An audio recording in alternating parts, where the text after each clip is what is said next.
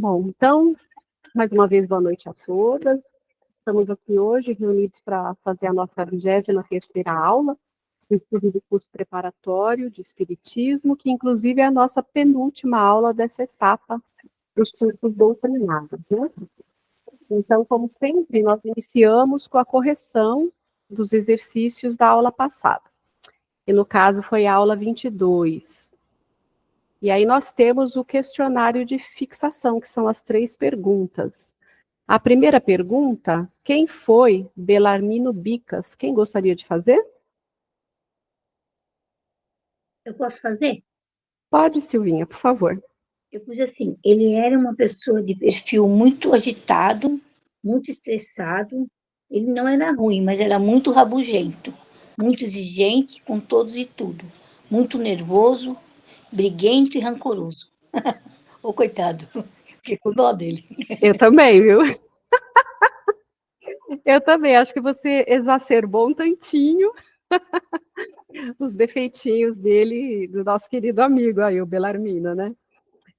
Eu respondi assim, um espírita desencarnado, que apesar de ter abraçado a doutrina por 20 anos na carne, desencarnou como suicida indireto por ter abreviado a vida física em outros 20 anos, demonstrando que, apesar do voluntariado e estudo da doutrina, não conseguiu reformar-se intimamente o suficiente para colocá-la em prática em sua vida. Dei uma amenizada, né, Silvia? Ah, é verdade, melhorou a essência dele.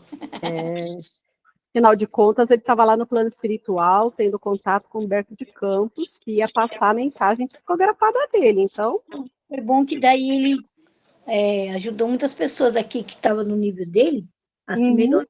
Então foi bom. Então tá bom. Então vamos agora para a questão número 2. Boa noite, dona Inês. Boa noite. Está sozinha ou está com a Mana? Estou com a Aline. Então tá, vamos lá, questão número 2. O que se deve fazer para não repetir a história de Belarmino Bicas? Quem deseja? Posso responder? Pode, amor. Eu respondi assim: orar e vigiar para que possamos transmutar todas essas energias deletérias em amor e caridade através da reforma íntima. Perfeito, perfeito. Faltou só acrescentar algo, que não que a sua resposta seja incompleta, mas é que eu acho que é um ponto importante para elucidar bem a questão de não repetir os erros, né? Que é não apenas acumular conhecimentos doutrinários, mas exercitá-los no dia a dia, no trabalho incessante da reforma íntima, né? Que é o que você colocou, única porta de entrada para o conhecimento de si mesmo, porque a gente tem o costume de ir acumulando os conhecimentos, e a gente não coloca em prática. E a mesma coisa é com os ensinamentos doutrinários. Muito se lê, muito se vê, muito se conversa, muito se assiste, mas a prática em si já não é com a mesma ênfase, né? A gente sempre vai numa pegada menor. E aí, na terceira, na sua opinião, que ensinamento deve ser extraído dessa narrativa? Quem gostaria? Eu faço. Pode fazer, amor. É preciso cultivar a tolerância, a paciência. Ah, não, é a 3, né? É a 3. Eu confundi, desculpa, é que tá junto aqui que eu escrevi. O maior ensinamento é que o mau humor e intolerância podem prejudicar seriamente nossa saúde física e espiritual. Cada um deve vigiar suas atitudes, buscando a reforma íntima e a prática do amor e da compreensão, para viver em paz consigo mesma e com os outros ao seu redor. Muito bem. E é a prática da caridade moral, né? Que a gente sempre deixa em segundo plano, deixa esquecido, e que não custa nada monetariamente e nem tempo dedicado a um voluntariado, mas sim a reforma moral e a melhoria do nosso relacionamento com as demais pessoas. A quarta questão, que é reforma íntima. Quem gostaria? Posso responder? Pode falar. Responde. Pode responder, Silvinha. Quer responder? Bom, então vou responder. O que é reforma íntima? No Espiritismo, a reforma íntima é um processo contínuo de autoconhecimento e transformação interior, que busca identificar os conhecimentos, que busca identificar conhecimento e transformação interior. No Espiritismo, a reforma íntima é um processo contínuo de autoconhecimento e transformação interior, que busca identificar os defeitos morais e os maus hábitos para cultivá-los em virtudes, alinhando-se com os ensinamentos do Evangelho de Jesus. É um trabalho diário de melhoria pessoal, que visa o progresso espiritual e a evolução do indivíduo através do estudo da doutrina espírita e da prática do bem. Muito bem, bem completa a sua resposta, né? Que a reforma íntima, se fôssemos reduzir apenas numa frase, é, na essência, a transformação moral, que é tudo isso que a gente vem buscando. A quinta questão: qual o significado da transformação do homem velho em homem novo? Quem gostaria? Posso responder? Pode, querida. Eu coloquei assim: o significado é deixar de lado defeitos e vícios para dar lugar a qualidades e virtudes. Muito bem. Eu respondi exatamente assim, e aí depois eu complementei. E aos poucos, seus efeitos irão se manifestar nos sentimentos, nos pensamentos e nos atos exteriores. São as transformações morais, a modificação de sua conceituação de vida, afinando-se bem com os ensinamentos do Divino Mestre. É o que eu falo para vocês. E se vocês fazem a reflexão das nossas frases, mesmo que não digam, mesmo que não entreguem, é interessante fazendo tudo num caderno, porque em alguns meses, em um ano, depois você vai rever as suas respostas e você vai ter um outro olhar sobre todas as questões e vai ver nitidamente, baseado naquilo que você escreveu na época e como você se sente hoje, o quanto que você caminhou num curto espaço de tempo. Então, sempre vale muito a pena, né? Realmente, de fato, essa transformação do que nós temos de velho, enraizado dentro de nós, transfiguração para esse conceito de homem novo, que é o mais consciente, transformado, mais próximo de Deus, com a sua essência melhorada. E a sexta e última questão: como distinguir o indivíduo que se espiritualiza? Quem gostaria? Eu faço. Ele pode ser identificado pela forma como manifesta seus sentimentos, pensamentos e atos no dia a dia. A espiritualidade transparece em atitudes de calma, paciência, caridade e serenidade, revelando a predominância do espírito sobre a matéria. Perfeito. É isso mesmo. A gente vai percebendo, né, na convivência que se tem com uma pessoa, principalmente quando não é uma convivência assim de dia a dia, aquela pessoa que você vê com uma certa frequência, aí você senta, conversa de novo, você consegue perceber grandes avanços na maneira como ela pensava, como ela se comportava, na sensibilidade que ela externa, porque essa questão da espiritualização, da reforma íntima, não é somente algo que fica circunscrito à nossa caridade moral, é algo que a gente exterioriza.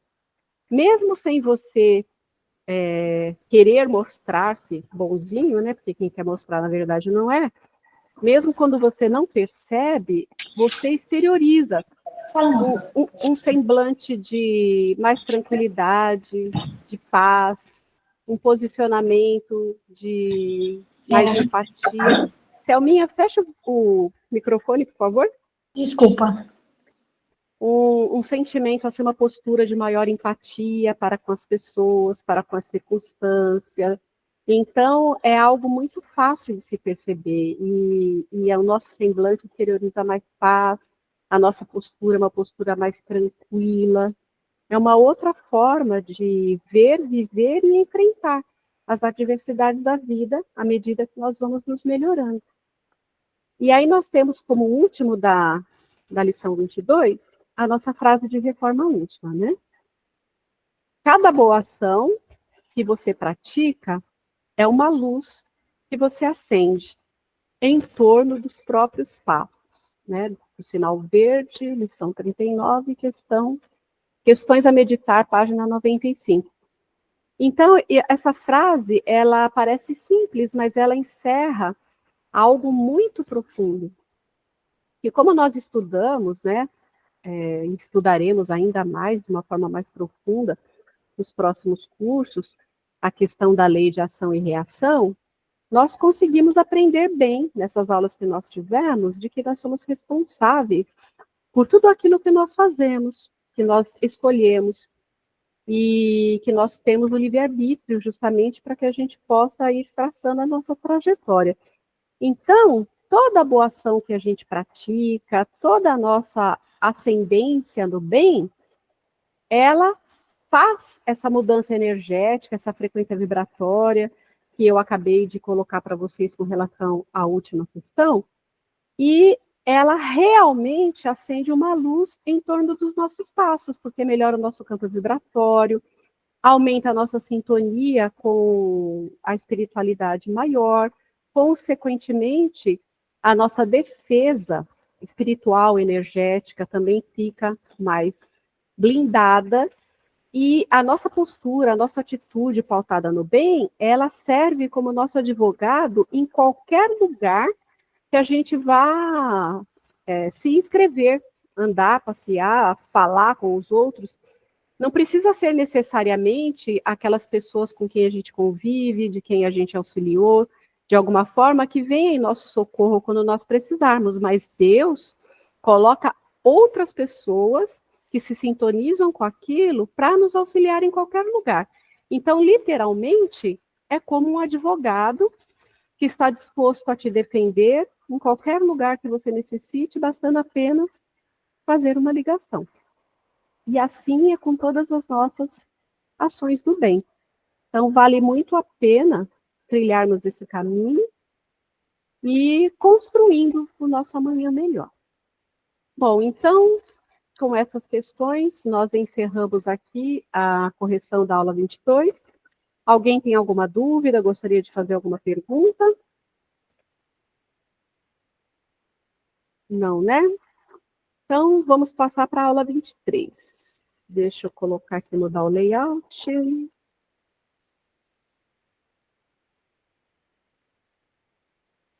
E vamos compartilhar, então, a tela.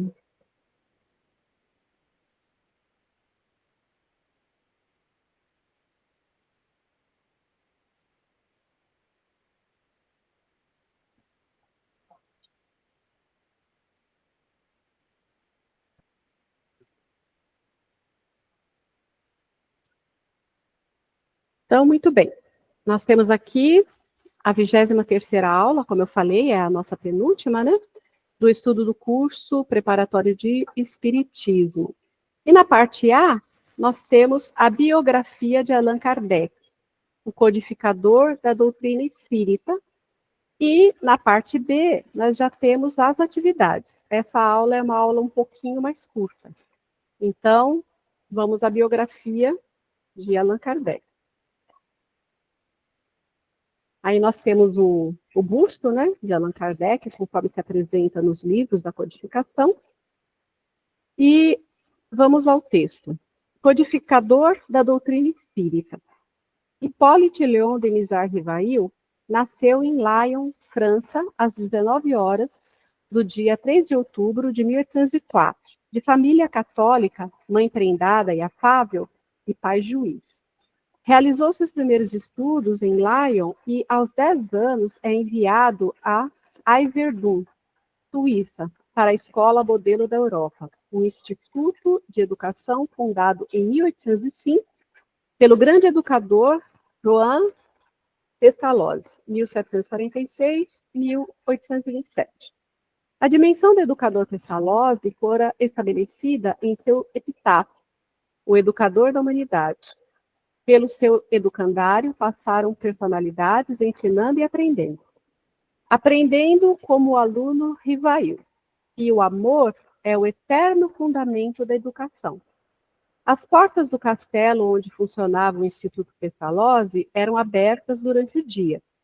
Pestalozzi tinha por princípio a intuição é a fonte de todos os conhecimentos. E convivendo com professores calvinistas e luteranos, Rivail aprendia com o professor que a verdadeira religião não é outra senão a moralidade. Assim, Denizar Rivail iniciava a concepção da ideia de uma reforma religiosa com o propósito de unificar. Então, nós vemos aqui que nessa escola ele teve esse contato, né, com esses professores calvinistas e luteranos, que passaram para ele um grande conceito que já deixava latente em seu coração esse desejo de uma reforma religiosa, além de todos os princípios morais. Então, só a título de ilustração, nós vemos aqui, né, calvinistas. O calvinismo é uma denominação que vem de João Calvino, do século XVI. E o calvinismo, ele pregava a soberania de Deus, a predestinação, a valorização do trabalho, vida em santidade, que seria uma espécie de puritanismo, né? Então, a soberania de Deus é algo que é a premissa do monoteísmo mesmo, né? A predestinação era no sentido de que Deus já tinha os seus escolhidos, os seus eleitos, a forma como cada um ia desenvolver as coisas e a vida. E isso foge do que nós cremos, né? Mas é o conceito aí do calvinismo. E eles valorizavam bastante o trabalho. Isso fez com que fosse um segmento muito bem aceito naquela época, né? Com relação ao trabalho, ao progresso, ao valor dele como um todo. E a vida em santidade, né? A pessoa procurar ser uma pessoa casta, uma pessoa moral, uma pessoa pura, nesse sentido. E o luteranismo, que veio de Martinho Lutero, que também é um segmento protestante, né, com relação ao catolicismo da época, também do século XVI, ele pregava a salvação pela fé em Jesus Cristo e pela graça de Deus, tudo baseado na Bíblia. Então, já não tinha tanta distinção com relação ao catolicismo, algumas coisas básicas, né, que foi a partir de Martinho Lutero que começou a surgir todos os segmentos que se multiplicaram muito ao longo do tempo com relação aos evangélicos, que no início se dizia protestantes, ou seja, foi fundado em virtude de um protesto, uma não concordância com relação a determinadas coisas, e aí depois a não concordância da não concordância foi dando vazão às grandes igrejas, né, pequenas, enfim, todas essas muitas que nós vemos aí com relação ao segmento evangélico. E aqui, continuando, Denizar Rivail retorna a Paris em 1822, e em 1823 inicia-se em conhecimentos da teoria de Mesmer. Isso aqui é interessante. Doutor da Universidade de Viena. Em 6 de fevereiro de 1832, assina contrato de casamento com Amélie Gabrielle, não sei falar, provavelmente deve ser Budot, não sei, mas é o que está escrito aí. Aí essa questão da teoria de Mesmer é interessante, porque ele pregava a teoria do magnetismo animal, que é o que a gente pratica até hoje com relação ao que a gente fala do fluido, da energia, que se usa nos trabalhos de cura, com relação à transferência energética que acontece no passe. Então, ele falava da teoria do magnetismo animal, né, que não é necessariamente animal, e sim o animal que inclui a categoria humana, possuído por todos os seres vivos e que pode ser manipulado para equilíbrio para equilibrar a saúde. Aí seria a tal da cura pelo toque. Então, você vê que esse contato com essas teorias de Mesmer também ajudou no embasamento do que viria a ser codificado com a equipe do Espírito da Verdade. Aos 50 anos de idade, já escritor de livros didáticos, 22 obras, membro de instituições científicas da Academia de Ciências de Arras, professor de cursos técnicos, era o discípulo de Pestalozzi. Poliglota, conhecia bem o alemão, o inglês, holandês, tinha sólidos conhecimentos do latim, grego, gaulês e algumas línguas neolatinas. Em 1854, encontra-se com um amigo mesmerista, Portier, que o convida a verificar o fenômeno das mesas girantes. Como homem de ciências, foi disposto a observar e analisar os fenômenos. Então, nós vimos no comecinho aí do nosso curso, a respeito dessa questão das mesas girantes, né, que foi o início básico da comunicação entre os espíritos e os homens. E eles formularam lá uma questão de batidas, ligaram ao alfabeto e faziam reuniões para que fossem feitas essas perguntas, o que fosse escrito. Depois eles progrediram para uma cestinha com lápis lá, anexo, até chegar aos dias de hoje, né, que nós temos a psicofonia. Mas então, esse tipo de manifestação na época era algo que realmente chamava muita atenção, porque era algo atípico.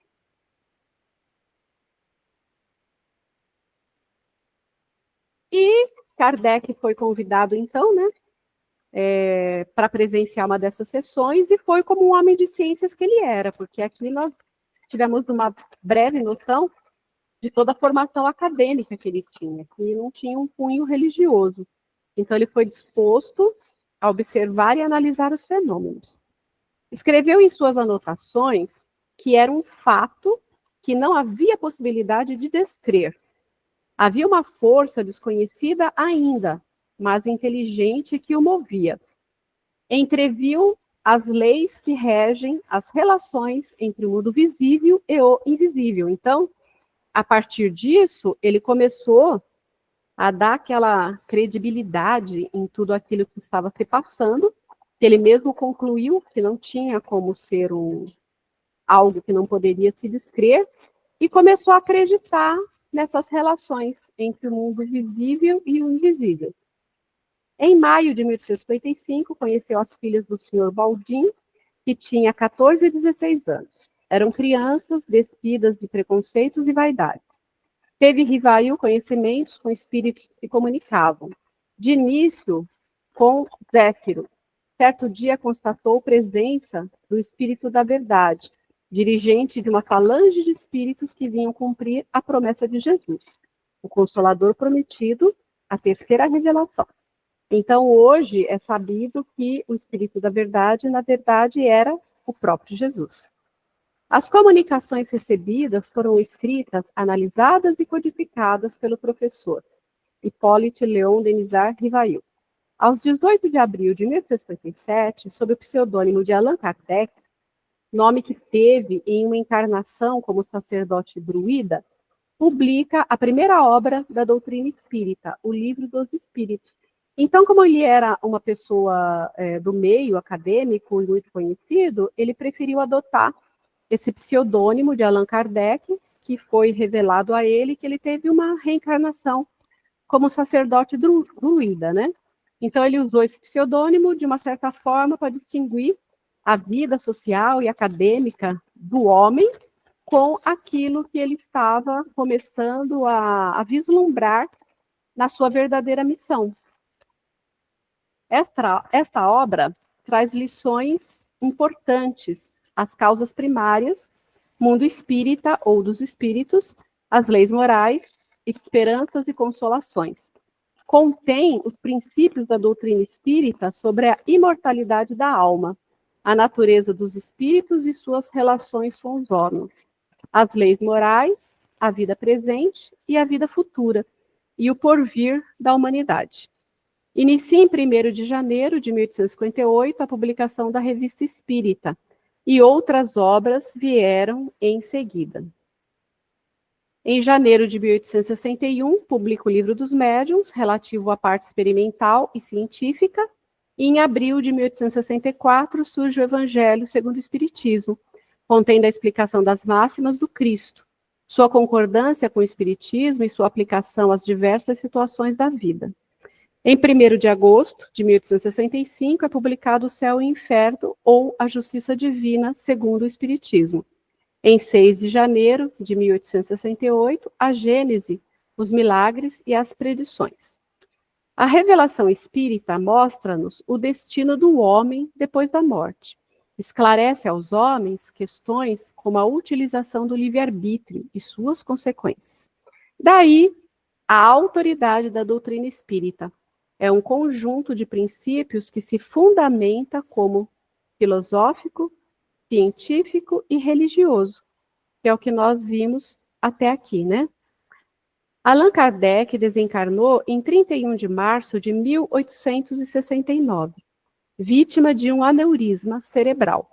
Estava na preparação de mudança de local, imposta pela extensão considerável de suas múltiplas ocupações, e a terminar diversas obras. Morreu conforme viveu, trabalhando. Camille Flammarion, em discurso pronunciado por ocasião do enterro no cemitério de Montmartre, traça um esboço de sua carreira literária, sua atuação na Revista Espírita e diz: ele, porém, era o que eu denominarei simplesmente de o bom senso encarnado. No ano seguinte, seu corpo foi transferido para o cemitério de Père-Lachaise, Paris, e no dolmen está escrito: nascer, morrer, renascer sempre e progredir sem cessar. Tal é a lei. Então, está aí o breve relato bibliográfico, né, a respeito de Allan Kardec, e acredito que todos vocês já tiveram oportunidade, mas por acaso se passou e não teve, façam, assistam o filme biográfico sobre Kardec, que se intitula Kardec Mesmo. Ali relata essas passagens que nós falamos agora, e é interessante para que a gente possa conhecer um pouco mais profundamente, através da animação, né, do cinema, do filme, a vida dele, que vai ter também detalhes que não foram contidos aqui nesse resumo, nessa aula. Então, após isso, nós temos as questões, né, que nós estaremos vendo aqui na próxima aula. Não temos a outra parte, né, que geralmente temos, essa aula é mais curta. E se alguém quiser comentar alguma coisa, tiver alguma dúvida, esse é o momento. Eu queria comentar só, tem esse filme que você comentou, tem na Netflix, então fica mais fácil para quem quiser assistir, na Netflix está disponível. Ai, que bom, é uma boa lembrança, Angélica.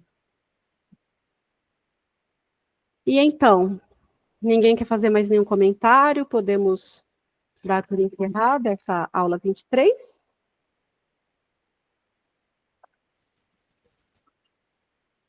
Pelo silêncio. Pelo silêncio, eu acredito que sim. Então, a nossa próxima aula, que é a aula 24, será a nossa última aula desse curso, e depois nós daremos a continuidade da grade através do outro curso que já foi anunciado aí, né? Eu espero que vocês estejam gostando e que possam fazer parte do próximo. Então, mais uma vez, eu quero agradecer a presença de todos vocês, sem o qual não seria possível esse trabalho, e que possamos estar juntos, então, na próxima semana, na próxima aula. Uma boa noite a todos. Deixa eu colocar aqui para parar a gravação.